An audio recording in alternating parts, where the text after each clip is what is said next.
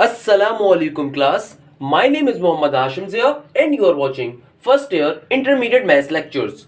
बेटा हम लोग चैप्टर नंबर 6 को डिटेल में डिस्कस करते हुए जा रहे हैं. Chapter number 6 sequence and series first year maths का वो चैप्टर जिससे तमाम फर्स्ट ईयर के बच्चे डरते हैं और पता नहीं क्या इस चैप्टर के अंदर बुरा लगता है कि भाई समझ के नहीं आता. अल्हम्दुलिल्लाह आपको बहुत तरीके से समझा रहा हूं और I am trying my best कि आपको चैप्टर बहुत इजीली क्लियर हो सके, क्योंकि चैप्टर बेतहाशा इंपॉर्टेंट है ना सिर्फ आज की जिंदगी के लिए बल्कि आगे जब एप्टीट्यूड लाइफ आएगी तो उसके लिए भी. तो काइंडली से क्वेश्चन जिस पैटर्न के ऊपर करवा रहा हूं उस पैटर्न को समझिएगा और तरीके से करने की कोशिश करिएगा. और जब इस चैप्टर को कंप्लीट करवा दूं तो उसके पास पेपर्स लाजमी सॉल्व करने के ऊपर जाइएगा. अच्छा मेरा बेटा पिछली कुछ वीडियोस के अंदर 3 लेक्चर जो भी हम लोगों ने पढ़े सीक्वेंस सीरीज के, उसके अंदर ना सिर्फ हम लोगों ने ये चेक करा कि सीक्वेंस कैसे होते हैं, सीरीज कैसे हो रही होती है, बल्कि फिर डिफरेंट टाइप के सीक्वेंस भी देखे और फिर पहले सीक्वेंस को डिस्कस कर रहे थे, यानी कि एपी के सीक्वेंस को. कोशिश करेंगे कि आज एपी के सीक्वेंस को निपटा सकें और किसी आगे टॉपिक के ऊपर मूव ऑन कर सकें. तो हमारे पास अब आ रहा है क्वेश्चन नंबर 8. क्या कहता है इस क्वेश्चन को, आइए समझ लेते हैं, पढ़ लेते हैं.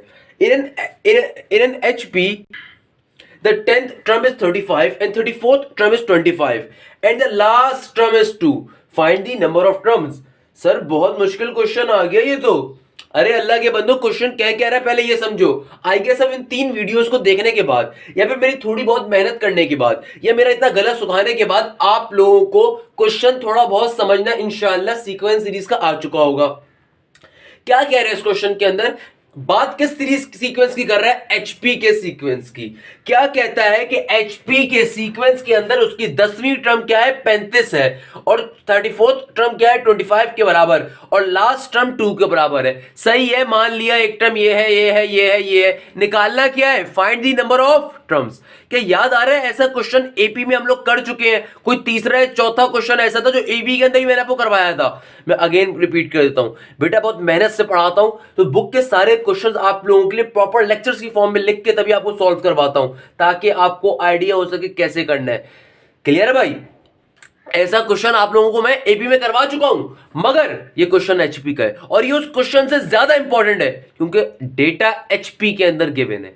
तो लास्ट क्लास के अंदर आपको याद हो मैंने आपको एचपी के कुछ क्वेश्चन सॉल्व करवाए थे और अगर आपको याद नहीं भी है तो कोई मसले की बात नहीं है. मुझे सबसे पहले बताओ, देखो क्वेश्चन को देख के पहला काम एक अच्छे बच्चे का क्या होता है, एनालाइज करना कि भाई कौन से फॉर्मूला को अप्लाई करते हुए इस क्वेश्चन को सॉल्व करना है. यकीन मानो जब आप पेपर देने के लिए बैठोगे अपने फर्स्ट इंटरमीडिएट मैथ्स का तो आपके सामने आपके पेपर में 30 40 50 क्वेश्चन होंगे. अब आपको कैसे पता चलेगा आपने कौन सा क्वेश्चन अटेम्प्ट पहले करना है या कौन सा बाद में, इसकी मैं इंशाल्लाह डिटेल ट्रिक्स आपको बाद में बता रहा हूँ पेपर अटेम्प्ट करने की. बट अभी जो मैं जिस बात को डिस्कस करना चाह रहा हूँ वो क्या है, वो बात यह है कि भाई आपको सबसे पहले तो यह पता होना चाहिए कि आपके सामने जो पर्टिकुलर क्वेश्चन गिवन है आपने उसको सॉल्व कैसे करना है. एक अच्छे बच्चे में एक नॉर्मल बच्चे में फर्क ये होता है कि एक अच्छा बच्चा क्वेश्चन को सबसे पहले एनालाइज करता है. देखो मेरा बेटा मैं पढ़ाता भी हूं और साथ साथ कुछ गाइडेंस भी देता हूं जिसको मैं अपना जरूर फर्ज समझते हुए देता हूं कि भाई बच्चे को गाइड करना एक फर्ज है, जो कि मेरे ख्याल में और टीचर को करता होगा इस तरीके से. कहने का मकसद क्या, मेरे सामने क्वेश्चन आ रहा है, इस क्वेश्चन को देखकर मुझे साफ पता चल गया कि भाई मुझे सबसे पहले निकालना क्या है, नंबर ऑफ टर्म्स निकालनी है. अच्छा हम इस बात को यहां पे लिख देंगे, क्या निकालना है भाई, we have to find the number of terms. तो इस बात को यहां पे तहरीर कर देंगे भाई, we have to find the number of terms. क्यों लिखेंगे इसको इस तरीके से, क्योंकि स्टेप्स के मार्क्स होते हैं भाई. We have to find number of terms, we have to find number of terms. अच्छा भाई यानी कि n निकालना है. अब क्वेश्चन के अंदर मुझे जो डेटा गिवन है उसको लिख देते हैं, मगर इस बात को जहन में रखते हुए कि मेरा डेटा एचपी की फॉर्म में है. अच्छा तो मैं क्या लिखूंगा यहां पे, according to the question. According to the question मुझे क्या कहा जा रहा है कि मेरी जो 10th टर्म है वो किसके बराबर है, 35 के बराबर है. मेरी जो 10th टर्म है वो 35 के बराबर है. इसका मतलब क्या है कि मेरा T10 बराबर है 35 के. इस बात का क्या मतलब है कि मेरा T10 जो है वो 35 के बराबर है. मगर बात यहां पे खत्म नहीं होती, आगे कह रहा है कि 34th टर्म किसके बराबर है, 25 के. यानी कि जो T34 है, जो यानी कि 34th टर्म है, 34th टर्म का मतलब क्या है, T34 यानी कि टर्म 34, उसकी वैल्यू आपको गिवन है 25 और लास्ट में एक और डेटा में चीज गिवन है and the last term is 2, यानी कि लास्ट टर्म किस सिंबल से हम डिनोट करते हैं, tn से, उसकी वैल्यू आपको क्या गिवन है 2 के बराबर। तो क्वेश्चन में डेटा गिवन है, हमने उसको उतार लिया। पहले बता रहा हूं क्वेश्चन बहुत इंपॉर्टेंट है, लास्ट वीडियो लेक्चर के लास्ट के जो 2 क्वेश्चन करवाए थे उन जैसा है। अच्छा क्या कह रहा है भाई कि 10th टर्म बराबर है 35 के, 34th टर्म है 25 के और लास्ट टर्म किसके बराबर है 2 के।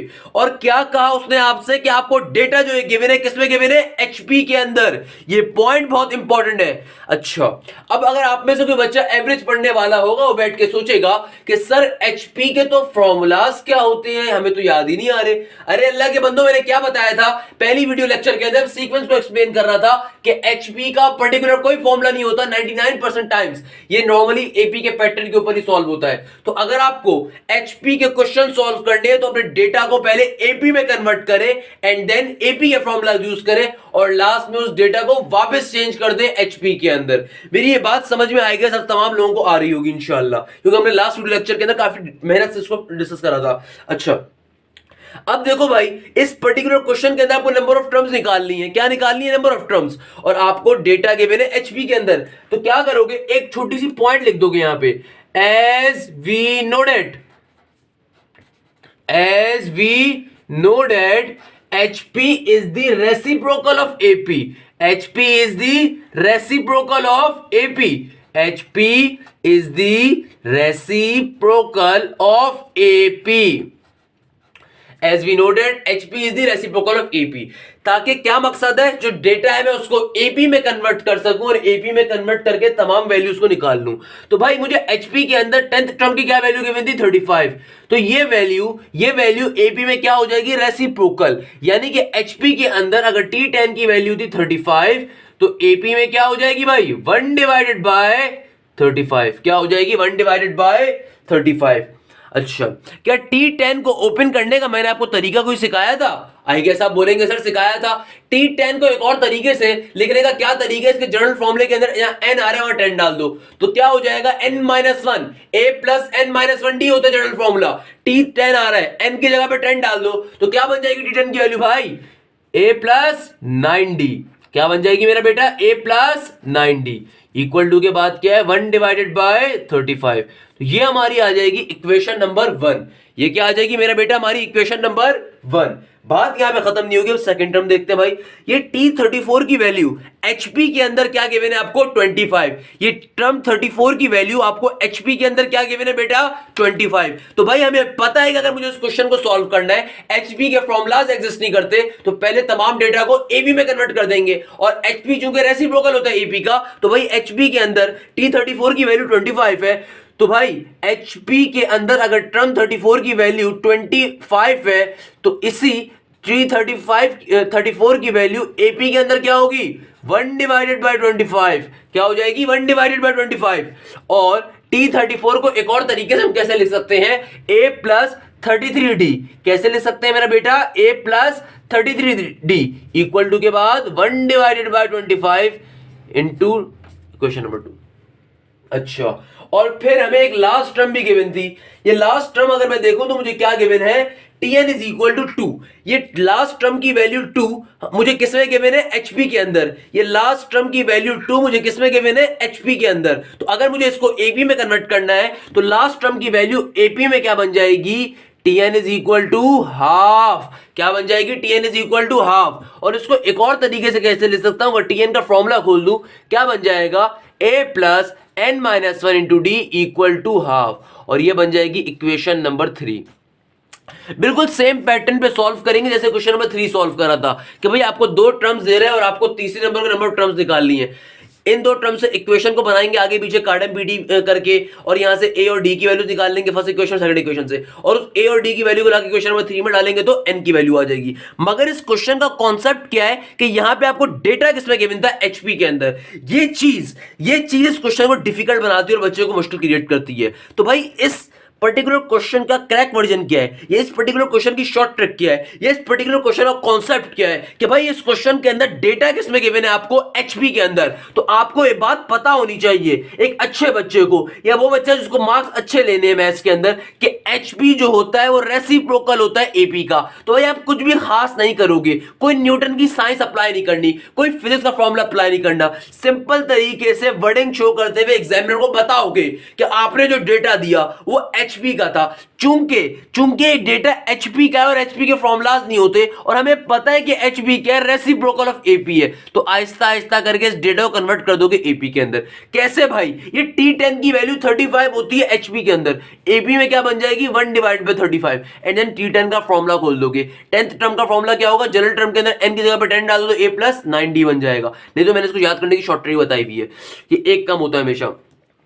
टर्म 34 की वैल्यू 25 होती है एचपी के अंदर। अगर सॉल्व करना है क्वेश्चन को तो डेटा किस में कन्वर्ट करना है, एपी के अंदर। तो यहां पे क्या बन जाएगा, टर्म 34 की वैल्यू 1 डिवाइडेड बाय 25, क्योंकि HP is the reciprocal of AP. Reciprocal का मतलब डिवाइड में आ जाना, नीचे वाली चीज को ऊपर भेज दो, ऊपर वाली चीज को नीचे भेज दो, नहीं रेसिप्रोकेट कर दो बेसिकली आप। और लास्ट टर्म की वैल्यू 2 गिवन थी आपको एचपी के अंदर, उसको भी आपने किस में कन्वर्ट कर दिया, ईपी के अंदर।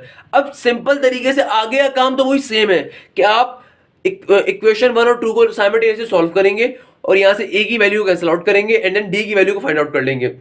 उस डी की वैल्यू को इक्वेशन 1 और 2 में किसी में भी डालेंगे तो ए की वैल्यू आ जाएगी, और जब ए और डी दोनों की वैल्यूज आ जाएंगी तो इक्वेशन नंबर 3 के साथ फाइनली पुट करेंगे, एंड देन सिंपल तरीके से एन की वैल्यू निकालेंगे। आइए चेक करते हैं।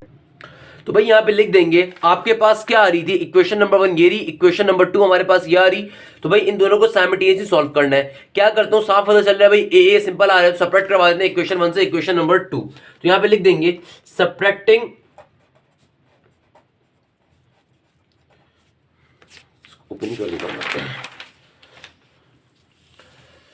सब्ट्रैक्टिंग इक्वेशन 1 फ्रॉम इक्वेशन 2, यानी कि इक्वेशन नंबर 1 से इक्वेशन नंबर 2 को सब्ट्रैक्ट करवा रहे हैं आप लोग, equation number 1 from equation number 2। तो भाई आपके पास इक्वेशन नंबर 1 की वैल्यू क्या आ रही है, a plus 9d equal to 1 divided by 35। Equation number 2 की वैल्यू क्या आ रही है, a plus 33d equal to 1 divided by 25। क्या करना है हम लोगों ने, सब्ट्रैक्ट करवाना है। सब्ट्रैक्ट करवाएंगे तो तमाम साइंस क्या हो जाएंगे, चेंज हो जाएंगे, ए से ए क्या हो जाएगा, कैंसिल आउट हो जाएगा। 9 माइनस 33 कितना होता है मेरा बेटा, माइनस का 24d, क्या हो जाएगा 90 माइनस 33d माइनस का 24d।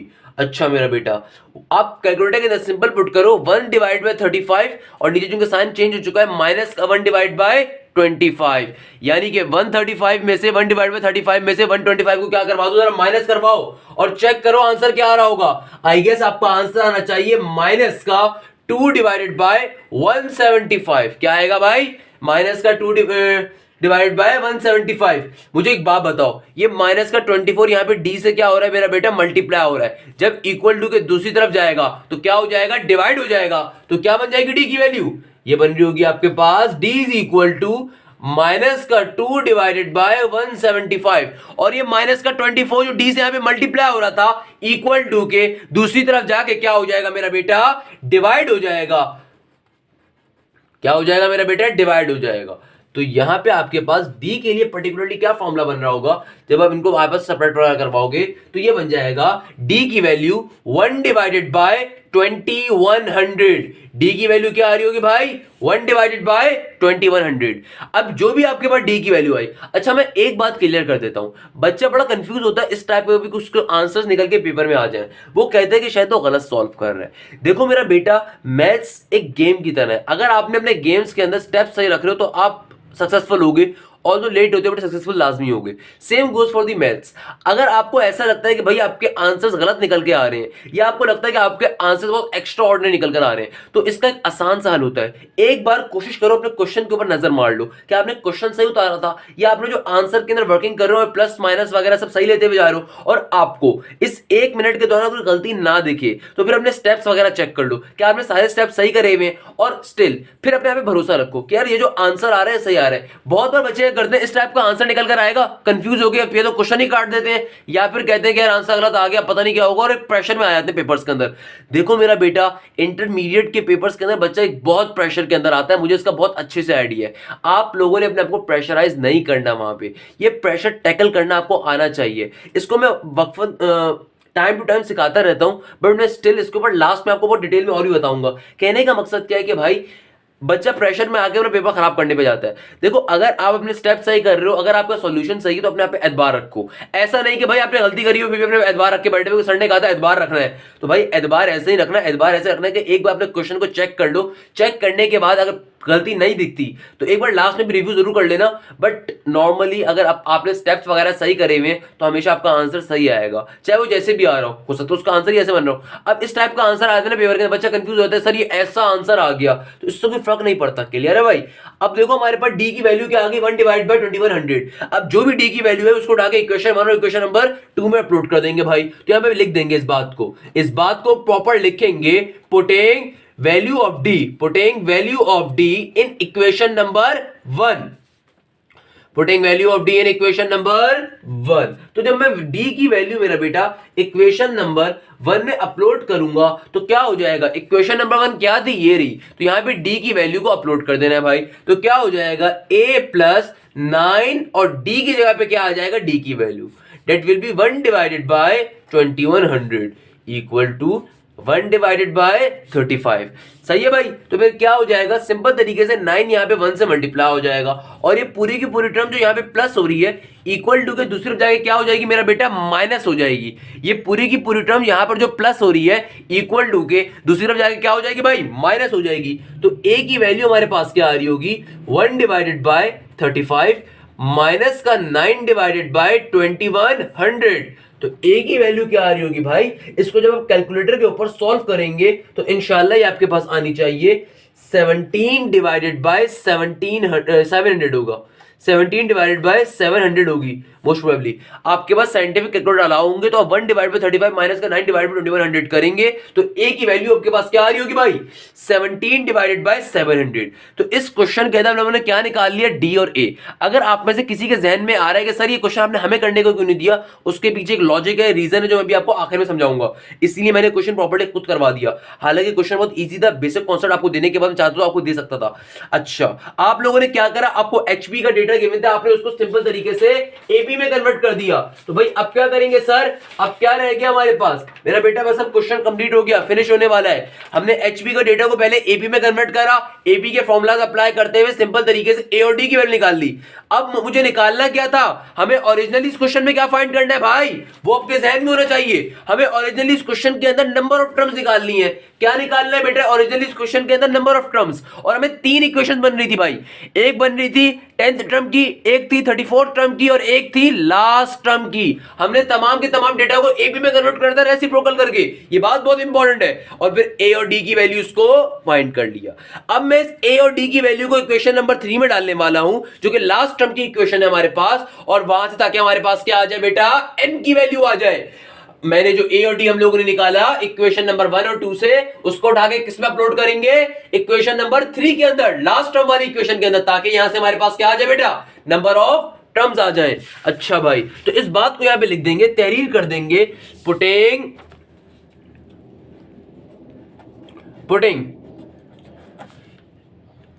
ए इक्वल टू, ए की वैल्यू क्या आ रही है भाई, 17 डिवाइडेड बाय, ए की वैल्यू क्या आ रही है, 17 divided by 700, and d is equal to 1 divided by 2100 in equation number 3, in equation number 3। तो भाई इक्वेशन नंबर 3 क्या है हमारे पास, ये रही equation number 3, a plus n minus 1d equal to half. Equation number 3 क्या थी, यानी कि tn की वैल्यू आपको 2 गिवन थी एचपी के अंदर, उसको रेसिप्रोकल करवा के एपी में शिफ्ट करा था, तो क्या बन गई थी, tn की वैल्यू हाफ बन गई थी। तो ये आपके पास इक्वेशन नंबर 3 आई हुई है, इसके अंदर a और d की वैल्यू अपलोड कर देंगे। क्या बन जाएगा ये बेटा आपके पास, a plus n minus 1 into D equal to half. a के अंदर अब a की वैल्यू को अपलोड करेंगे, क्या होती है a की वैल्यू, 17 डिवाइडेड बाय 700 प्लस का n क्योंकि फाइंड आउट करना है, माइनस का 1 एज इट इज, और d की वैल्यू आपको क्या गिवन है मेरा बेटा, 1 divided by 2100। Equal to half का हाफ। मुझे एक बात बताओ, सबसे पहले अब तो इस टाइप की कैलकुलेशन करना आपको इजीली आ चुका है भाई। ये 17 डिवाइडेड बाय 700, यहां पर क्या हो रहा है मेरा बेटा, प्लस हो रहा है। इक्वल टू के दूसरी जाके क्या हो जाएगा भाई, माइनस हो जाएगा। ये पूरा का पूरा 17 डिवाइडेड बाय 700, यहां पे जो प्लस हो रहा है इक्वल टू के दूसरी जाके क्या हो जाएगा भाई, माइनस हो जाएगा। और आपके पास क्या इक्वेशन बनेगी, n minus 1 divided by 2100 equal to half. अच्छा, मुझे माइनस का 17 डिवाइडेड बाय 700, भाई 17 डिवाइड बाय 700 प्लस हो रहा था, इक्वल टू के दूसरे जगह क्या हो गया बेटा, माइनस हो गया। अच्छा, ये 1 डिवाइड बाय 2100 मेरा बेटा यहाँ पे क्या हो रहा है, डिवाइड हो रहा है। इक्वल टू के दूसरे जगह क्या हो जाएगा भाई, सिंपल तरीके से मल्टीप्लाई हो जाएगा। तो आपके पास n माइनस 1 की क्या वैल्यू आ रही होगी, हाफ में से 17 डिवाइड बाय 700 को सब्ट्रैक्ट करोगे तो ये आपके पास नॉर्मली बनना चाहिए 333 डिवाइडेड बाय 700, और ये 2100 यहाँ पे डिवाइड हो रहा है। इक्वल टू के दूसरे जगह क्या हो जाएगा मेरा बेटा, मल्टीप्लाई हो जाएगा। क्या हो जाएगा, दूसरे जाके मल्टीप्लाई हो जाएगा। भाई क्या हुआ सर, बच्चा परेशान हो गया सर, पता नहीं क्या कर दिया आपने। मेरा बेटा 17 डिवाइड बाय 700 इक्वल टू के दूसरे जाएगा तो क्या हो जाएगा, माइनस हो जाएगा। हाफ में से 17 डिवाइड बाय 700 को माइनस करवाओगे। कैलकुलेटर आपके पास मौजूद है, इंटर लेवल के ऊपर बैठे हो, मुझसे मत पूछना कैसे कैलकुलेशन कर रहे हैं आप। सिंपल बेसिक कैलकुलेशन है बेटा, आप सिंपल साइंटिफिक कैलकुलेटर में डालोगे आपके पास आ जाएगा। तो हाफ में से 17 डिवाइड बाय 700 को माइनस करवाओगे, क्या आंसर आएगा, 333 डिवाइड बाय 700। और ये टर्म जो डिवाइड हो रही थी यहाँ पे 1 डिवाइड बाय 2100 इक्वल टू के दूसरी जगह क्या हो जाएगी भाई, मल्टीप्लाई हो जाएगी। तो आपके पास यहां पर क्या आ रहा होगा, n माइनस 1 इक्वल टू 999, क्या आ रहा होगा, 999। अच्छा, इसका मतलब क्या है, ये जब ब्रैकेट ओपन होगा और माइनस का 1 भी इक्वल टू के तरफ जाएगा तो ये क्या बन जाएगा, n is equal to 9099 plus का 1, तो n की वैल्यू क्या आ जाएगी आपके पास, 1000 आ जाएगी। क्या आ जाएगी, n की वैल्यू आपके पास 1000 आ जाएगी। यानी कि नंबर ऑफ टर्म्स आपके पास कितनी आ रही है, 1000 आ रही है। अगर मैं जल्दी से इस क्वेश्चन को रिव्यू करवाऊं और लास्ट में एक आंसर आपसे पूछूं, वो आंसर जिसकी वजह से मैंने इस पूरे क्वेश्चन को सॉल्व करवाया, वरना एक क्वेश्चन और बेसिक मैथ्स करवाने के लिए मैंने सॉल्व नहीं करवाया, इतना तो आप लोग मुझे जानते होंगे कि मैं इस पेन पर करवाने के हक में नहीं होता भाई। तो मैंने किस वजह से इस पूरे क्वेश्चन को सॉल्व करवाया, आइए जल्दी से रिपीट पहले कर देता हूं। भाई इस पर्टिकुलर क्वेश्चन के अंदर आपको तमाम डेटा किस चीज में गिवन था, एचपी के अंदर गिवन था। आपने इस पर्टिकुलर तमाम डेटा को पहले एपी में कन्वर्ट करा एंड देन एपी में कन्वर्ट करने के बाद आपने सिंपल तरीके से क्या करा भाई, ए की और डी की वैल्यू निकाली। उस ए और डी की वैल्यू को निकाल के वापस इस पर्टिकुलर इक्वेशन में डालें ना, आपके पास क्या आ जाएगी, n की वैल्यू आ जाएगी, जो कि हम फाइंड कर चुके हैं। मगर इस क्वेश्चन में क्या कह रहा था, इस क्वेश्चन में आपको तमाम डेटा एचपी में गिवन था और आपको फाइंड क्या करना है, नंबर ऑफ टर्म्स। आपको क्या फाइंड करना है बेटा, नंबर ऑफ टर्म्स। तो हमने तो अपने तमाम डेटा को पहले एपी में कन्वर्ट करा और ये हमारे पास जो नंबर ऑफ टर्म्स आ रही है, ये तो जाहिर सी बात है किसकी आ रही है भाई, एपी की आ रही है ना। तो मेरा क्वेश्चन आपसे ये है कि नंबर ऑफ टर्म जो आपके पास एपी वाली आ रही है, क्या यही इसका आंसर होगा या फिर आप इसको पहले कन्वर्ट करोगे एचपी के अंदर। आप में से कितने लोग इसका सही आंसर दे सकते हैं, मेरा ये आपसे सवाल है। मैं अपना सवाल रिपीट करता हूं, मैंने जिस वजह से इस क्वेश्चन को सॉल्व करवाया वो क्या लॉजिक थी कि भाई जब कभी आप एचपी के क्वेश्चन को सॉल्व करते हो आप उसको पहले एपी में कन्वर्ट करते हो। तो जब एपी में कन्वर्ट करके एपी के फॉर्मूलाज यूज करने के बाद आंसर निकाल लेते हो, देन उसको वापस एचपी में कन्वर्ट करते हो। और इस क्वेश्चन में भी आपने यही करा। तो मेरा लास्ट में आपसे क्वेश्चन ये मेरा बेटा कि मुझे एक बात बताओ कि नंबर ऑफ टर्म जो आपने एपी के फॉर्मूलाज निकाल के लगाई है या एपी के फॉर्मूलाज लगाने के बाद निकाली है, तो मुझे ये बात बताओ, ये नंबर ऑफ टर्म्स एचपी के अंदर यूज हो सकती है नहीं हो सकती, या फिर आप इसको कन्वर्ट करोगे पहले एचपी के अंदर।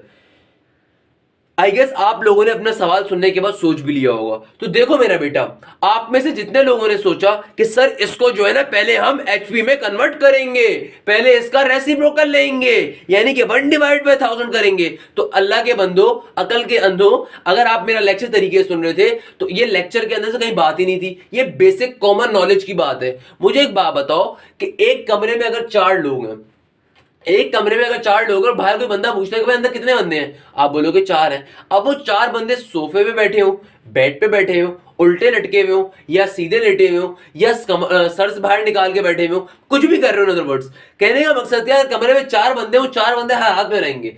आप कभी ये नहीं कह सकते भाई ये 4.5 बंदे अंदर या 3.2 बंदे अंदर, यानी कि बंदे हमेशा ना सिर्फ एक प्रॉपर फिगर में होते हैं बल्कि वो जो भी कर रहे हैं वो अंदर बंदे ही हैं। Same goes for the number of terms, चाहे वो नंबर ऑफ टर्म्स एपी की हो या एचपी की हो, नंबर ऑफ टर्म्स तो नंबर ऑफ टर्म्स ही रहेंगी ना, चाहे वो नंबर ऑफ टर्म्स एपी की हो या एचपी की, नंबर ऑफ टर्म्स थोड़ी आप कन्वर्ट करोगे।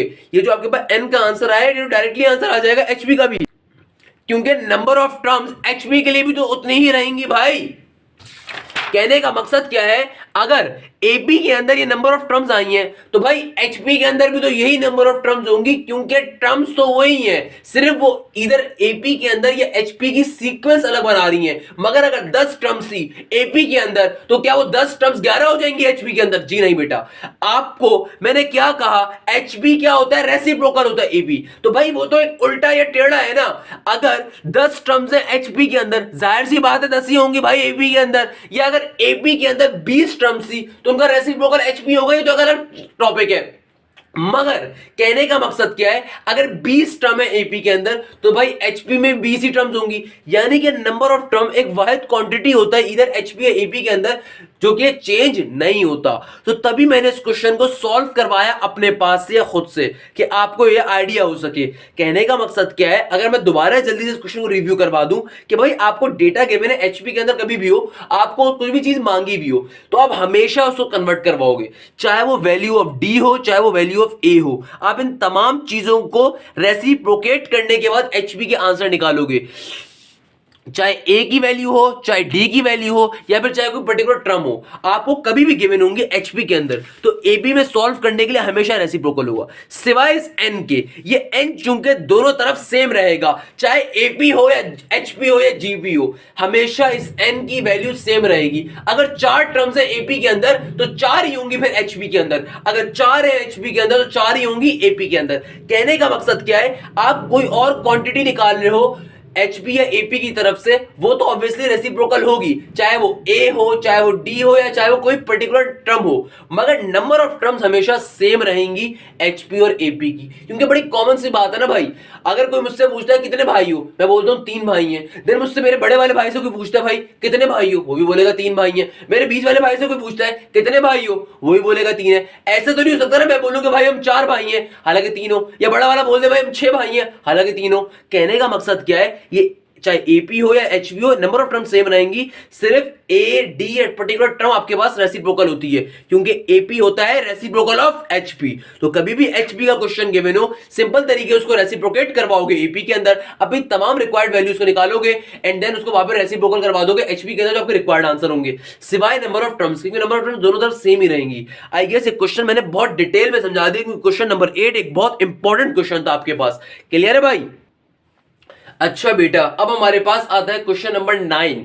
अगेन एक बहुत अच्छा क्वेश्चन, मगर इसका करस्पॉन्डिंग क्वेश्चन है एबी में आपको करवा के आया हूं, तो आई गेस इस क्वेश्चन में भी आपको कोई इश्यू नहीं होना चाहिए। क्वेश्चन नंबर 9 में खुद सॉल्व करवाऊंगा, कोई मसले की बात नहीं है। कहने का मकसद क्या है, देखो मेरा बेटा, अगर मुझसे आप तैयारी कर रहे हो तो मैं बहुत तरीके से आपको लेके चल रहा हूं। अच्छा, क्वेश्चन नंबर 9 जो हमारे पास आ रहा है, क्या कह रहे हैं, which term of the HP 6,2,6,5 ... is equal to 2 divide by 33। अच्छा, मैं एक शॉर्ट ट्रिक बता देता हूं कि भाई कभी भी किसी टर्म के आखिर में क्वेश्चन मार्क डाला हुआ, उसका मतलब ये कि वही लास्ट टर्म होती है। इस बात को अपने ध्यान में रख लीजिएगा, लास्ट टर्म की एक और निशानी के तौर पे, कि भाई कोई टर्म लास्ट में गिवन हो उसके बाद डॉट कभी भी क्वेश्चन मार्क का साइन हो, इसका मतलब ये होता है कि भाई वो लास्ट टर्म है। अब आपको क्या कह रहा है, आपको एक सीक्वेंस गिवन है, और वो कौन सी सीक्वेंस गिवन है, एचपी की। क्या कहा जा रहा है, क्या निकाल के बताओ, number of term. Which term of the HP 6,2,6,5 ... is 2 divide by 33, यानी कि क्या निकालना है आपको लास्ट टर्म की वैल्यू बतानी है, ऑब्वियसली जो कि नंबर ऑफ टर्म के जरिए निकाल सकते हैं, एन की वैल्यू आपको फाइंड करनी है। तो भाई इस पर्टिकुलर क्वेश्चन के अंदर वो क्या फाइंड करना है, नंबर ऑफ टर्म्स। अगेन देख लो, एचपी का क्वेश्चन है, एबी में कन्वर्ट करोगे मगर निकालने क्या है, नंबर ऑफ टर्म। चाहे नंबर ऑफ टर्म एचपी में आए या एपी में आए, बात एक ही रहेगी, सेम ही वैल्यू आएगी दोनों के अंदर से। इसी बात के ऊपर मैंने लास्ट क्वेश्चन बहुत डिटेल में करवाया है, तो आई गेस ये क्वेश्चन तो बहुत इजीली सॉल्व होगा बेटा आपसे। अच्छा, मगर इस क्वेश्चन की खास बात क्या है, जो कि इसको पेपर में ज्यादा आने का चांसेस बनता है, ये सीक्वेंस है। आपको अब इस क्वेश्चन के अंदर पूरा का पूरा सीक्वेंस गिवन है एचपी का। तो भाई सबसे पहले जो चीज आपको निकालनी है, वहां से बात को स्टार्ट करोगे। आपको क्या निकालना है, we have to find the number of terms. तो आप इस बात को यहाँ पे लिख दो ना मेरा बेटा। क्या फाइंड करना है? We have to find the number of terms, क्योंकि क्या कह रहा है, which term of the HP 6,2,6 divide by 5 divide 30। तो ये तो आपको लास्ट टर्म गिवन है, आपको निकालना क्या, नंबर ऑफ टर्म्स निकालनी है। We have to find the number of terms, we have to find the number of terms, यानी कि आपको इस पर्टिकुलर क्वेश्चन के अंदर n की वैल्यू को फाइंड करना है। अच्छा, आपको जो क्वेश्चन के अंदर सीक्वेंस गिवन है जरा उसको देख लेते हैं भाई। तो यहां पे लिख देंगे according to the question, according to the question, according to the question 6,2,6 divided by 5, dot dot dot dot equal to 2 divided by 33 R in HP। तो भाई क्वेश्चन के अंदर मुझे जो सीक्वेंस गिवन है वो किसमें गिवन है, एचपी के अंदर, और मुझे इस पर्टिकुलर सीक्वेंस का क्या निकालना है, नंबर ऑफ टर्म्स निकालनी है। तो मैंने आपको अभी बहुत डिटेल में समझाया कि भाई एचपी क्या होता है, एपी का रेसिप्रोकल होता है। तो सिंपल तरीके से क्या करोगे, इसको रेसिप्रोकेट करवा देंगे हम एपी के अंदर, यानी कि इस पर्टिकुलर सीक्वेंस को कुछ खास नहीं करना, सिंपल तरीके से रेसिप्रोकेट करवा देंगे एपी के अंदर। तो इस बात को यहां पे लिख देंगे as we know that, as we know that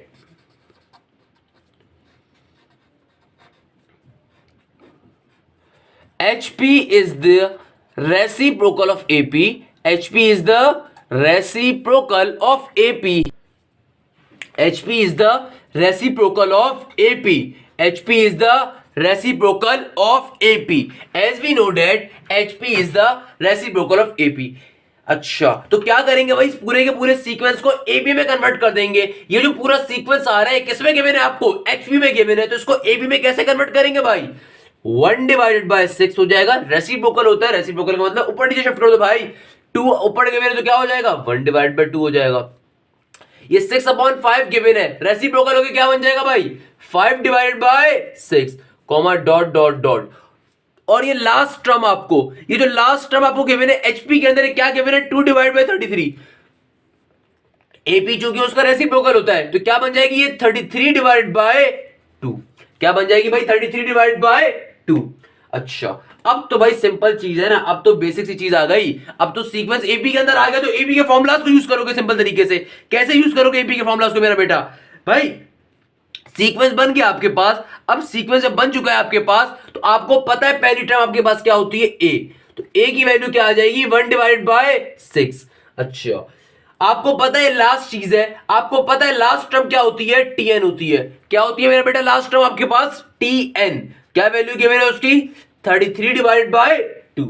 और आपको यह भी पता है कि भाई डी की भी एक चीज होती है, तो डी की वैल्यू कैसे निकालोगे, डी क्या होता है, सेकंड टर्म माइनस का फर्स्ट टर्म। सेकंड टर्म यहां पर क्या आ रही है, 1 डिवाइड बाय 2 माइनस का साइन, फर्स्ट टर्म क्या आ रही है, 1 डिवाइड बाय 6। तो डी की वैल्यू मेरा बेटा क्या आ रही होगी आपके पास, 1 डिवाइडेड बाय 3। क्या आई होगी, 1 डिवाइड बाय 3। सिंपल तरीके से आप फॉर्मूला को अप्लाई कर देंगे। कौन सा फॉर्मूला भाई, Tn is equal to a plus n minus 1 into d. क्या फॉर्मूला है, Tn is equal to a plus n minus 1 into d. Tn की वैल्यू यानी कि लास्ट टर्म की वैल्यू आपको क्या गिवन है, 33 डिवाइडेड बाय 2। फर्स्ट टर्म यानी कि ए क्या गिवन है आपको, 1 डिवाइडेड बाय 6 प्लस का साइन, n क्या है, नंबर ऑफ टर्म्स, n क्या है, नंबर ऑफ टर्म, माइनस का 1 एज इट इज। और d की वैल्यू आपको क्या गिवन है बेटा, 1 डिवाइडेड बाय 3। d की वैल्यू क्या गिवन है आपको, 1 डिवाइड बाय 3। ये 1 डिवाइड बाय 6 जो है, ये बेटा 1 डिवाइड बाय 6 यहां पर क्या हो रहा है आपके सामने प्लस हो रहा है, इक्वल टू के दूसरी तरफ जाके क्या हो जाएगा भाई, माइनस हो जाएगा।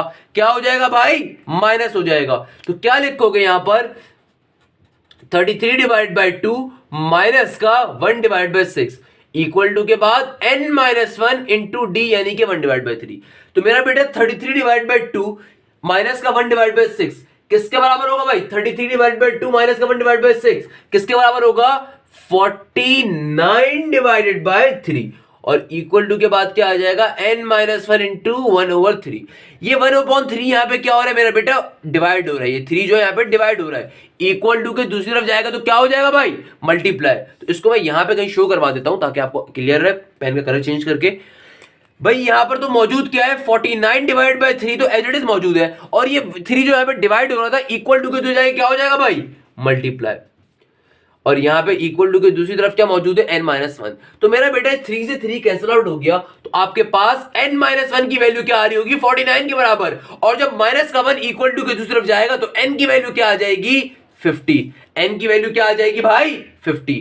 तो इस पर्टिकुलर क्वेश्चन के अंदर भाई ऐसी कोई खास लॉजिक नहीं है, कोई खास बात नहीं है। सिंपल तरीके से आपको क्या कहा जा रहा है, which term of the HP 6,2 6,5 is equal to divide by 33। यानी कि भाई आपको कहा जा रहा है कि आपको एक सीक्वेंस गिवन है और उस सीक्वेंस के बारे में आपको इंस्ट्रक्शंस कही जा रही है कि ये पर्टिकुलर सीक्वेंस HP का है। तो जाहिर सी बात है आपको क्या निकालना है, नंबर ऑफ टर्म्स। अब तो इस बात को हम लोग बहुत अच्छे तरीके से पढ़ चुके हैं कि भाई HP का अपना फॉर्मूला कोई नहीं होता, जहां तक हम लोगों ने अभी तक पढ़ा है। आगे कोई फॉर्मूला होगा तो उसको डिस्कस जरूर करेंगे भाई। कहने का मकसद क्या है, अभी तक क्या पढ़ा है, एचपी के अंदर कोई फॉर्मूला नहीं आ रहा। तो एचपी के क्वेश्चन सॉल्व करने के लिए आप किसका सहारा लेते हो, हमेशा एपी का, क्योंकि एचपी का अपना कभी कोई फॉर्मूला नहीं होता। तो हम क्या करेंगे, हमें अगर एचपी का सीक्वेंस गिवन है तो उसको रेसिप्रोकेट करवा देंगे एपी के अंदर, तमाम टर्म्स को कन्वर्ट कर देंगे। एंड देन सिंपल तरीके से भाई पहली टर्म क्या होती है, ए होती है, डी क्या होता है, common difference second term minus first term, TN क्या है, लास्ट टर्म जो आपको गिवन थी, और देन एपी के फॉर्मूला में डाल के एन निकाल लिया। और ये एन चाहे एचपी का हो चाहे एपी का हो, वैल्यू सेम रहेगी भाई, इसमें कंफ्यूज मत होना, क्योंकि n होता है नंबर ऑफ टर्म्स, और नंबर ऑफ टर्म्स चाहे वो एपी की हो चाहे वो एचपी की हो, वो हमेशा सेम रहेंगी। तो इस बात को आपने लाजमी सोचना है कि भाई चाहे एचपी का हो या एपी का हो, नंबर ऑफ टर्म्स तो बेटा हमेशा सेम रहेंगी ना। वो टर्म क्या है, वो टर्म तो रेसिप्रोकेट हो सकती है, but number of terms reciprocate हो सकती है। नंबर ऑफ टर्म्स का मतलब कितनी क्वांटिटी है, क्वांटिटी की बात हो रही है। क्लियर है भाई। Question number 9। तो आइए क्वेश्चन नंबर 10 के ऊपर चलते हैं जरा। Now question number 10, a very important question, mathematics important question. क्या कह रहे हैं इस क्वेश्चन के अंदर, बच्चा बड़ा कंफ्यूज होता है। मैं हमेशा कहता हूं इन टाइप के क्वेश्चन से बच्चा बड़ा कंफ्यूज होता है। ये वेरिएबल डेटा वाले जो क्वेश्चंस होते हैं ना, इनमें बच्चा बेतहाशा कंफ्यूज होता है। देखो मेरा बेटा, अगर आप मुझसे पढ़ रहे हो, अगर आप मुझसे कोचिंग साइट पे पढ़ रहे हो या ऑनलाइन क्लास में पढ़ रहे हो, कहीं पे भी पढ़ना मुझसे पढ़ रहे हो या आप तक मेरी आवाज पहुंचती है, मेरी एक बात हमेशा याद रखिएगा, इस तरह के क्वेश्चन में आपको कंफ्यूज नहीं होना भाई। ये वो क्वेश्चन है जिसमें मेजॉरिटी आवाम कंफ्यूज हो जाती है। हालांकि बिलीव मी ये सबसे आसान क्वेश्चन होते हैं। अगर आप मुझसे पढ़ो मैं आपको बहुत इजीली समझा सकता हूं। कहने का मकसद क्या, अपने जहन से पहले डर निकालो। बच्चा समझता है वेरिएबल वाला डेटा आ गया तो पता नहीं कितना हार्ड क्वेश्चन होगा, बट बिलीव मी बहुत आसान होते हैं। क्या कहा जा रहा है इस क्वेश्चन में आपसे, if the pth term of an HP, अच्छा if the pth term of an HP is Q, यानी कि टीबी की वैल्यू क्या गिवन है आपको, क्यू, किसमें, एचपी में, and the qth term is, and the QTH term is P, और TQ की वैल्यू क्या गिवन है, P। Prove that P plus QTH term is equal to PQ divided by P plus Q। बहुत ही बड़े मजे का question है भाई, बड़े ही मजे का क्वेश्चन है। क्या कह रहा है कि भाई अगर PTH टर्म HP के अंदर Q के बराबर है और QTH टर्म HP के अंदर P के बराबर है, तो प्रूव करके बताओ TP प्लस Q की value PQ divide by P plus Q होगी। अरे भाई क्या मसला है इस क्वेश्चन में, सारी चीजें उसने गिवन है। बच्चा समझता है पता नहीं कितना हार्ड और टफ क्वेश्चन है, सारी चीजें बिलीव मी इस क्वेश्चन में आपको गिवन है। कैसे सॉल्व करेंगे आइए देखते हैं। सबसे पहले तो आपको निकालना क्या है, आपको एक स्टेटमेंट प्रूफ करनी है। आपको ये वाली पर्टिकुलर स्टेटमेंट प्रूफ करनी है। मैंने हमेशा कहा मेरा बेटा मैथ्स में कामयाब होना चाहते हो, अब इंग्लिश को उर्दू में, उर्दू को इंग्लिश में कन्वर्ट करना सीख लो, यानी कि मैथ्स में कन्वर्ट करना सीख लो। जिस दिन तुमने जो भी आपके क्वेश्चन की रिक्वायरमेंट होगी उसको मैथ्स में कन्वर्ट करना सीख लिया, 90% क्वेश्चन उस दिन सॉल्व हो जाएगा तुमसे। अब देखो यहाँ पे निकालने को कह रहे हैं, प्रूफ करने को बात कह रहे हैं, तो इस बात को मैं लिख दो यहाँ पे, लिखो यहाँ पे what we have to find as we have to prove, लिख दो यहाँ पे क्या आपको प्रूफ करना है, उस प्रूफ करने वाली बात को लिखो पहले। तो वी हैव टू प्रूव, क्या प्रूफ करना है उस बात को तहरीर कर देंगे। We have to prove that P plus QTH term, मैंने क्या आपको नहीं बताया था किसी टर्म के ऊपर TH आ रहा है उसका क्या मतलब है, ये उस पर्टिकुलर टर्म की बात कर रहा है। तो P प्लस QTH टर्म का मतलब क्या है, TP प्लस Q, इसका मतलब इक्वल टू का साइन, और किसके बराबर प्रूफ करना है इसको, PQ divided by P plus Q, PQ divided by P plus Q, इसके बराबर इसको प्रूफ करना है। इसको अपनी इक्वेशन ए का नाम दे देते हैं। यानी कि एग्जामिनर हमसे फरियाद कर रहा है इस बात की कि मेरा बेटा इसको जो है ना इसके बराबर क्या करके दिखा दो, जरा प्रूफ करके बता दो। कोई मसले की बात नहीं है, एग्जामिनर को प्रूफ करके दिखाएंगे भाई, कोई मसले की बात नहीं है। यानी कि एग्जामिनर क्या चाह रहा है कि आपको उसने डेटा गिवन है, उस डेटा के ऊपर कह रहा है कि भाई इस टर्म को प्रूफ करके बता दो, यानी कि लेफ्ट हैंड साइड को राइट हैंड साइड के बराबर प्रूफ करेंगे, बिल्कुल करेंगे। अच्छा, अब क्वेश्चन के अंदर आपको कुछ चीजें गिवन है। क्या गिवन है? पीटीएच टर्म की वैल्यू एचपी में क्या गिवन है? क्यू, और क्यूटीएच टर्म की वैल्यू गिवन है पी। इस बात को यहां पे लिख देंगे भाई। अच्छा, ये लिख दो यहां पे, चलो पहले बात लिख देते हैं। According to the question, according to the question, आपको क्या गिवन है क्वेश्चन के अंदर? पीटीएच टर्म की वैल्यू क्या गिवन है आपको? एचपी, यानी कि आपके पास टीपी की वैल्यू क्या आ रही होगी? एचपी के अंदर क्यू। आपको पीटीएच टर्म एचपी के अंदर कितनी गिवन है मेरा बेटा? क्यू। तो टीपी की वैल्यू क्या आ रही है आपके पास? क्यू के बराबर आ रही है। अच्छा, क्वेश्चन के अंदर एक और चीज आपको क्या गिवन है? एंड क्यूटीएच टर्म इज पी, यानी कि आपके पास क्यू टर्म की वैल्यू किसके बराबर आ रही है भाई? पी के बराबर आ रही है। और ये डेटा आपको किस चीज में गिवन है? एचपी के अंदर गिवन है। तो क्या मैंने आपको ये नहीं पढ़ाया? एचपी किसका रेसिप्रोकल होता है? एपी का। एचपी किसका रेसिप्रोकल होता है मेरा बेटा? एपी का। तो भाई आपको डेटा किस चीज में गिवन है? टीपी की वैल्यू गिवन है क्यू, और टी क्यू की वैल्यू क्या गिवन है? पी, यानी कि पी टर्म की वैल्यू गिवन है क्यू, और क्यू टर्म की वैल्यू क्या गिवन है भाई? पी। तो और आपको डेटा किसमें गिवन है? एचपी के अंदर, are in HP. As we know that HP is the reciprocal of AP, तो यहां पे क्या लिखेंगे? As we know that HP is the reciprocal of AP. As we know that HP is the reciprocal of AP, यानी कि अगर question को solve करना है, ए और डी वगैरह निकालना है, तो पहले क्वेश्चन को रेसिप्रोकेट करवाना पड़ेगा भाई।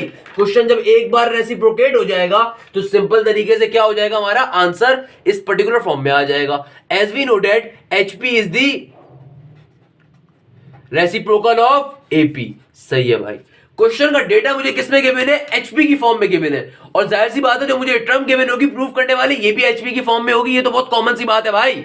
अच्छा, मुझे हमें ये चीज प्रूफ करनी है तो बहुत आसानी से कर सकते हैं, कोई मसले की बात नहीं है, मगर बेसिक कॉन्सेप्ट क्लियर होना चाहिए। अब तक के जो मैंने आपको 5 क्वेश्चन अगर एचपी के करवाए, तो वो एचपी के क्वेश्चन समझ में आए या नहीं आए, वो क्वेश्चन फैसला कर देगा। ये क्वेश्चन बेतहाश इंपॉर्टेंट है। अच्छा, क्या कह रहे हैं भाई इस क्वेश्चन के अंदर? आपको पीटीएच टर्म की वैल्यू एचपी में क्या गिवन है? क्यू, और टी टर्म की वैल्यू एचपी में क्या गिवन है? पी। अच्छा, आपको पता है कि एचपी के अंदर चूंकि आपका रेसिप्रोकल होता है एपी, तो क्या कर दोगे? आपको जो रिक्वायर्ड गिवन डेटा है उसको आप एपी में कन्वर्ट कर दोगे। तो टीपी की वैल्यू क्यू है एचपी के अंदर, एपी में क्या बन जाएगी? Tp is equal to 1 divided by q. इसका क्या मतलब है? अच्छा, और अगर टीपी के अंदर उसका फॉर्मूला खोलना चाह रहे हो, यानी कि जनरल फॉर्म में उसको लिखना चाह रहे हो, तो एन की जगह पे पी लिख दिया जाएगा। तो ये क्या बन जाएगा? ए प्लस पी माइनस 1 का डी इक्वल टू के बाद 1 डिवाइडेड बाय क्यू। टीपी को कैसे ओपन करोगे भाई? A plus P minus 1 into D equal to 1 divided by Q. Same goes for here. अगर आप लिखना चाह रहे हो, आपको टी क्यू की वैल्यू पी में गिवन है एचपी के अंदर, तो भाई ये टी क्यू की वैल्यू जो एचपी में आपको गिवन है एपी में क्या बन जाएगी? 1 डिवाइडेड बाय पी। क्या बन जाएगी? 1 डिवाइडेड बाय पी। और टी क्यू का फॉर्मूला कैसे ओपन होगा? जनरल फॉर्मूला ये बन जाएगा A plus Q minus 1 into D equal to 1 divided by P. ये बन गई आपकी इक्वेशन नंबर 1, और ये बन गई आपकी इक्वेशन नंबर 2। तो भाई अभी तक हमने क्या काम करा? अगर जल्दी से एक्सप्लेन कर दूं आपको, कोई हमने मुश्किल काम नहीं करा। सिंपल तरीके से आपको स्टेटमेंट प्रूफ करनी है, और चूंकि आपको क्वेश्चन एचपी का, तो जाहिर सी बात है स्टेटमेंट भी किसमें होगी? एचपी के अंदर होगी। क्लियर है भाई? हमें जो पहली चीज गिवन थी एचपी के अंदर उसको लिखा, जो दूसरी चीज गिवन थी उसको लिखा, एंड देन इस लॉजिक को अप्लाई करा कि भाई एचपी जो होती है वो एपी का रेसिप्रोकल होती है, तो हमने तमाम डेटा को एपी में कन्वर्ट कर दिया, एंड सिंपल तरीके से उसके फॉर्मुलास को ओपन करा। यहां तक की बात आएगा, सबको क्लियर होगी। अब क्या करेंगे भाई? वही सेम काम करना है, वही घिसा बेटा काम होता है एपी हो या एचपी हो, कि इन दोनों इक्वेशन को साइमल्टेनियसली सॉल्व करेंगे ताकि ए की वैल्यू कैंसिल आउट हो गया, हमें डी की वैल्यू मिल सके। तो क्या लिख देंगे भाई यहां पे? Subtracting equation number 1/2। एक सबट्रैक्टिंग इक्वेशन नंबर 1/2। यहां पे क्या लिखेंगे भाई? Subtracting equation number 1/2। अच्छा, इक्वेशन नंबर 1 मेरे पास क्या आ रही है? ये आ रही है a plus P minus 1 d is equal to 1 divide by q. क्या आ रही है भाई? a plus P minus 1 into D equal to 1 divided by q. और इक्वेशन नंबर 2 क्या होगी भाई? a plus Q minus 1 into d is equal to 1 divided by p. Simple तरीके से दोनों को आपस में सेपरेट करवा देंगे। जब मैं दोनों इक्वेशंस को आपस में सेपरेट करवाऊंगा, तो भाई a का फैक्टर तो a से क्या हो जाएगा? कैंसिल आउट हो जाएगा। अच्छा, और जब ये ब्रैकेट्स ओपन होंगे तो क्या हो जाएगा, चलो इनको एक ही बार नीचे लिख देते हैं। तो भाई ये वाली टर्म ये वाली आपस में माइनस कैसे होगी, ये बन जाएगा p माइनस का 1 इंटू डी माइनस का sign q minus 1 into D equal to 1 divide by q minus का 1 डिवाइड बाई पी। सिर्फ इस पर्टिकुलर जब मैंने दोनों इक्वेशन को आपस में सेपरेट करवाऊंगा तो a से a का फैक्टर तो कैंसिल आउट हो जाएगा, बाकी तमाम की तमाम वैल्यूज एज इट इज नीचे आ जाएंगी। अब सिंपल तरीके से ब्रैकेट को ओपन कर देते हैं। जब ब्रैकेट ओपन करूंगा तो d जाके दोनों टर्म से मल्टीप्लाई हो जाएगा, तो क्या फॉर्म करेगा, dp माइनस का d। अच्छा, सेम गोज फॉर हियर, जब ये ब्रैकेट ओपन होगा तो d भी दोनों टर्म से मल्टीप्लाई होगा, मगर इस ब्रैकेट के बाहर ये माइनस साइन भी मौजूद है, ये बात आपने अपने जहन में रखनी है। तो जब ब्रैकेट ओपन होगा तो माइनस साइन भी ऑब्वियसली तबाहकारियां मचाएगा। जब d जाके q से मल्टीप्लाई होगा तो क्या बन जाएगा, माइनस का dq, और जब d जाके माइनस के 1 से मल्टीप्लाई होगा तो माइनस साइन जब अफेक्ट करेगा तो क्या बन जाएगा, माइनस माइनस प्लस का d, और इक्वल टू के बाद क्या रहेगा, 1 डिवाइड बाई q माइनस का 1 डिवाइड बाई p। माइनस के d से प्लस का d क्या हो जाएगा मेरा बेटा, कैंसिल आउट हो जाएगा। माइनस के d से प्लस का d क्या हो जाएगा भाई, कैंसिल आउट हो जाएगा। क्लियर है, आई गेस इंशाल्लाह बहुत इजीली क्लियर होगा। अच्छा, यहां पर क्या बचेगा, dp माइनस का dq, यहां पर क्या बच रहा होगा आपके पास, dp माइनस का dq।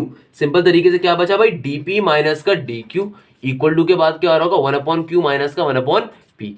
मुझे बताओ इन दोनों में से d की वैल्यू को कॉमन ले सकता हूं, आप बोलोगे सर बिल्कुल ले सकते हैं आप। तो क्या बचेगा यहाँ पे, d दोनों टर्म से कॉमन ले लूंगा तो क्या बचेगा, p माइनस का q, और इक्वल टू के इस तरफ मैं एलसीएम ले लेता हूं। क्या करता हूं बेटा, सिंपल तरीके से क्रॉस मल्टीप्लीकेशन करके एलसीएम ले लेता हूं। क्रॉस मल्टीप्लीकेशन में बहुत बार सिखा चुका हूं, क्या होता है भाई, नीचे वाली दोनों टर्म्स आपस में मल्टीप्लाई होती हैं तो क्या बन जाएगा, qp बन जाएगा, और ये p की टर्म जाके 1 से मल्टीप्लाई होगी तो क्या बन जाएगा ऊपर p, और ये q की टर्म जाके माइनस के 1 से मल्टीप्लाई हो जाएगी तो क्या बन जाएगा, माइनस का q। भाई क्रॉस मल्टीप्लीकेशन क्या होती है, एलसीएम लेने के लिए नीचे वाली दोनों टर्म्स आपस में मल्टीप्लाई होती हैं और ये इंडिविजुअल टर्म्स क्रॉस में जाके एक दूसरे से मल्टीप्लाई हो रही होती हैं। क्लियर है भाई। तो अगर आप इस इक्वेशन को देखो तो यहां पे p माइनस क्यू से ये वाला p माइनस क्यू क्या हो जाएगा, कैंसिल आउट हो जाएगा। तो आपके पास सिंपल तरीके से जो d की वैल्यू एज एन आंसर आ रही होगी वो क्या होगी, d is equal to 1 divided by QP। d की वैल्यू क्या आ रही होगी, 1 डिवाइड बाय QP। इस d की वैल्यू को इधर इक्वेशन नंबर 1 और इधर इक्वेशन नंबर 2 किसी में भी अपलोड करोगे तो आपके पास क्या आ जाएगा, a का आंसर। क्लियर है भाई। इस d की वैल्यू को, ये क्वेश्चन बेतहाशा इंपॉर्टेंट है, पहले रिपीट कर रहा हूं भाई, इस d की वैल्यू को उठा के इधर इक्वेशन नंबर 1 और इधर इक्वेशन नंबर 2 किसी में भी आप डालेंगे आपके पास किसकी वैल्यू आ जाएगी, a की वैल्यू आ जाएगी। तो यहां पे इस बात को लिख देंगे, putting value of d is equal to 1 upon QP in equation number 1। आपकी मर्जी किसमें भी डाल दो यार, इक्वेशन 1 में मैं रख रहा हूं। तो इक्वेशन नंबर 1 ये रही आपके पास, इसके अंदर वैल्यू ऑफ d आप क्या रखोगे, 1 डिवाइड बाय QP। तो क्या बन जाएगा, ये बन जाएगा a plus p minus 1 as it is रहेगा, और d की जगह पे क्या आ जाएगा, 1 divided by QP equal to 1 upon Q, equal to 1 upon Q। अच्छा, मुझे एक बात बताओ, जब मैं इस ब्रैकेट को ओपन करूंगा तो भैया 1 अपॉन QP दोनों टर्म से क्या हो जाएगा, मल्टीप्लाई हो जाएगा। क्या हो जाएगा, दोनों टर्म्स के साथ मल्टीप्लाई। तो क्या फॉर्म होगा, ये फॉर्म होगा a plus p divided by QP और माइनस का 1 divided by QP equal to के बाद क्या मौजूद है, 1 अपॉन Q इंटू P।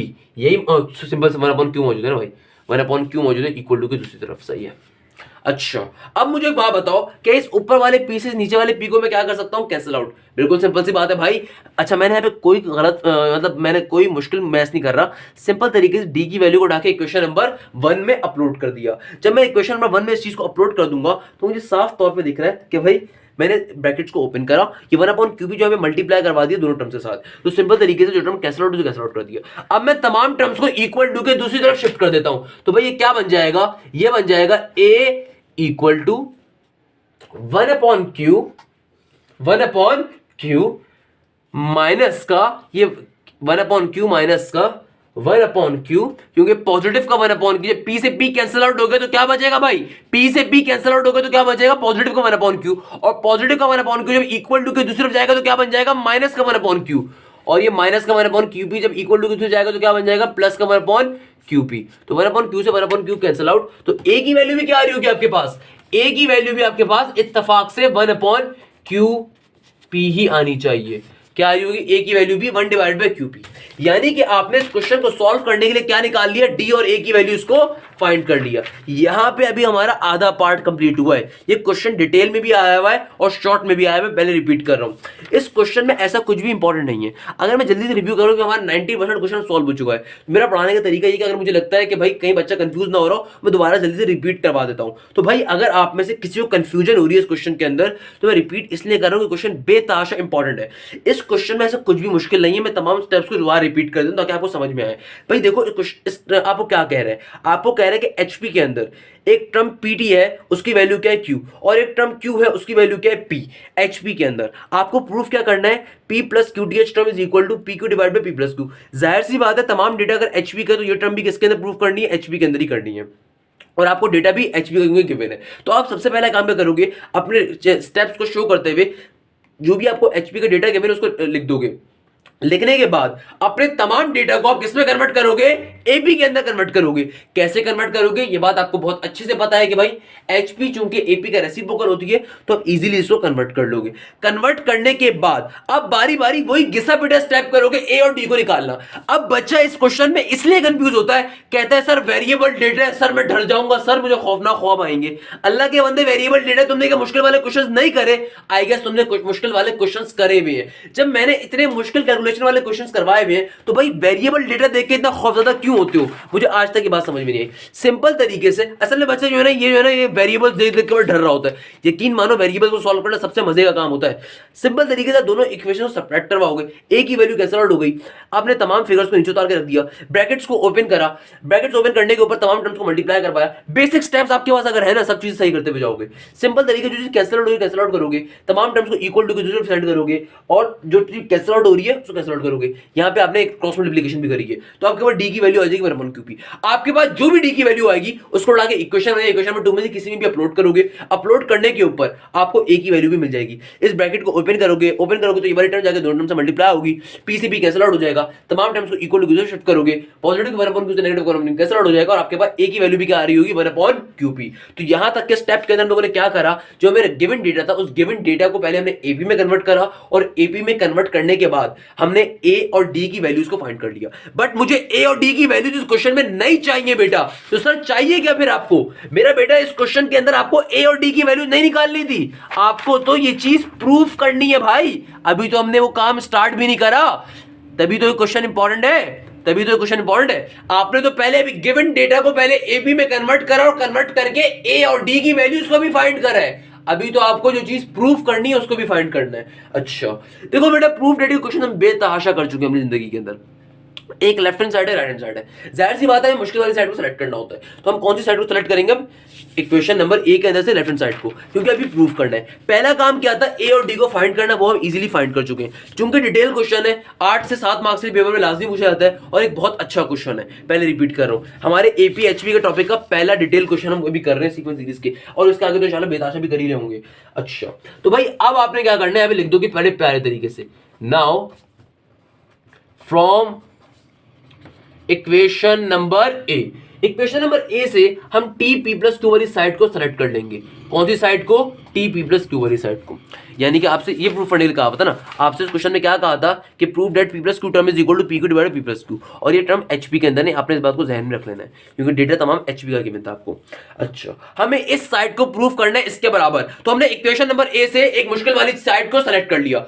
अच्छा क्या आपको मैंने नहीं बताया कभी भी कि भाई अगर यहां पे अभी टीपी आ रहा था तो टीपी का आपने फॉर्मूला खोला था, ये टी क्यू आ रहा था तो आपने टी क्यू का फॉर्मूला खोला था, या अगर आपके पास टी15 आ रहा हो, 15 टर्म, उसका फॉर्मूला ओपन करोगे, या 16 टर्म आ रहा हो उसका फॉर्मूला ओपन करोगे, या 5 टर्म आ रहा हो उसका फॉर्मूला ओपन करोगे, या 6 टर्म आ रहा हो उसका फॉर्मूला ओपन करोगे। तो अगर यहां पे टी पी प्लस क्यू आ रहा है, बच्चा बड़ा कंफ्यूज होता है, सर ये कैसे कर रहे हैं आप, तो अल्लाह के बंदे सिंपल इसके जनरल फॉर्मूला पे ओपन करो ना, ये एन की जगह पे पूरी टर्म आ रही है तो एन की जगह पे लिखी जाएगी ना भाई, तो क्या हो जाएगा, टी पी प्लस क्यू का फॉर्मूला ए प्लस का n माइनस 1d होता है ना, n की जगह पे क्या आ रहा है, p प्लस क्यू आ रहा है, तो यहां पे n की जगह पे क्या लिखा जाएगा बेटा, p प्लस क्यू माइनस का 1 इंटू डी।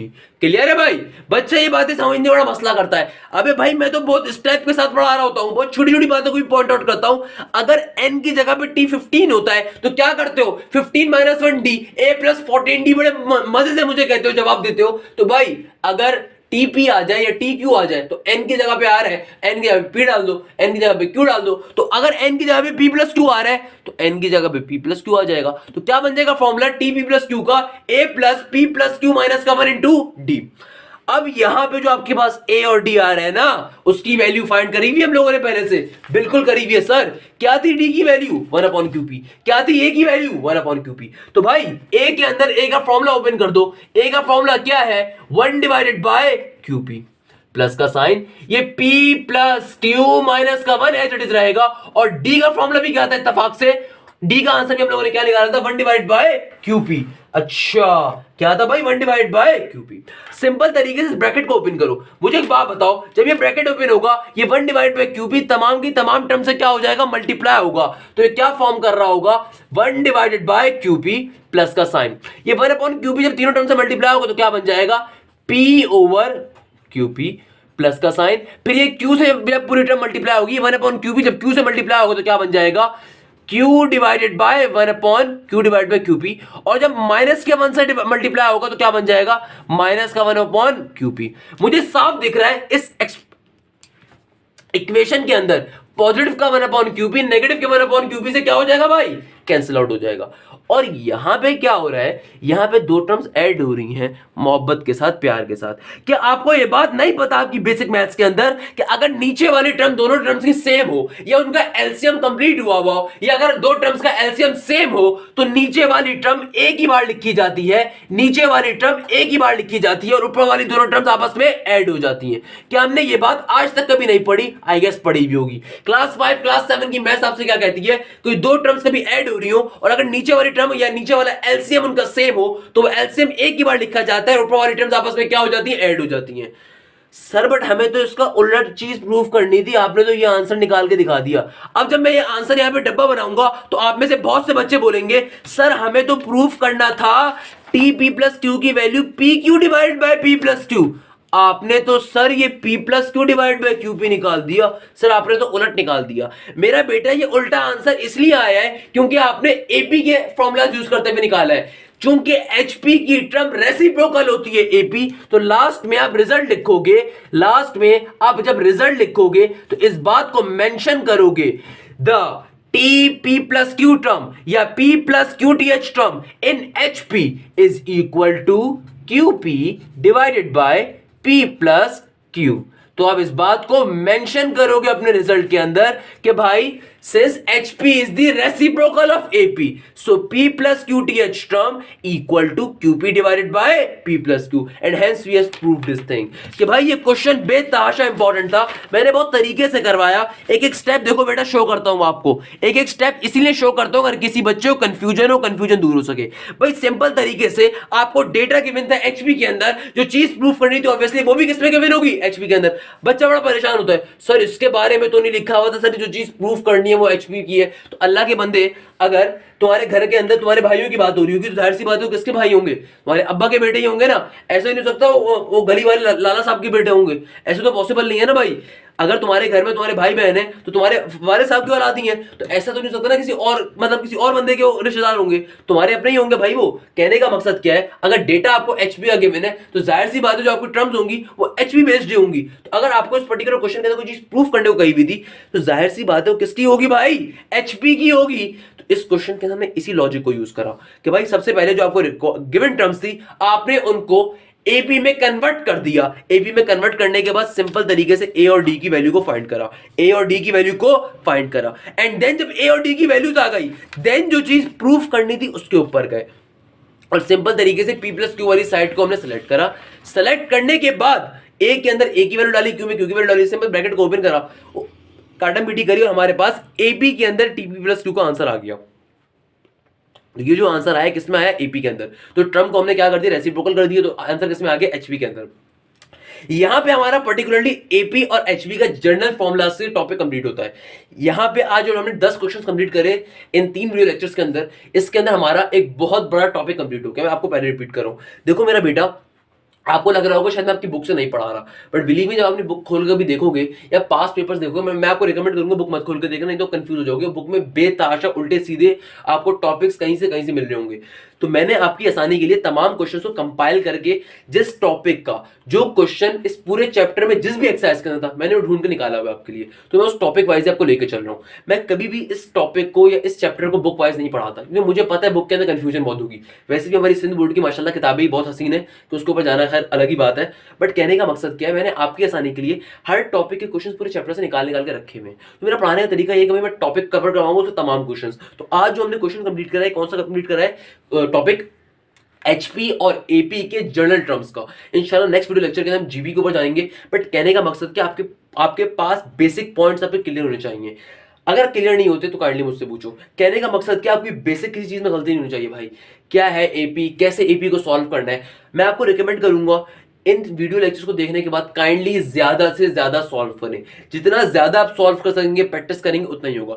बेटा चैप्टर नंबर 6 मुश्किल है। देखो मेरा बेटा, अगर मैं अपना गला सुखाता हूँ, मैं इतनी जोर जोर से बोलता हूँ, अगर आपको भी परेशानी होती है उसका रीजन क्या है, मैं चाहता हूँ अगला बंदा सिंसियरिटी से पढ़े। अगर मैं अपनी सिंसियरिटी शो कर रहा हूँ तो क्या आप अपनी सिंसियरिटी शो कर रहे हो, ये आपसे मेरा एक सवाल होगा। तो काइंडली काइंडली काइंडली जब तक नेक्स्ट वीडियो लेक्चर अपलोड नहीं होता, बार बार इन सवालों की प्रैक्टिस करें।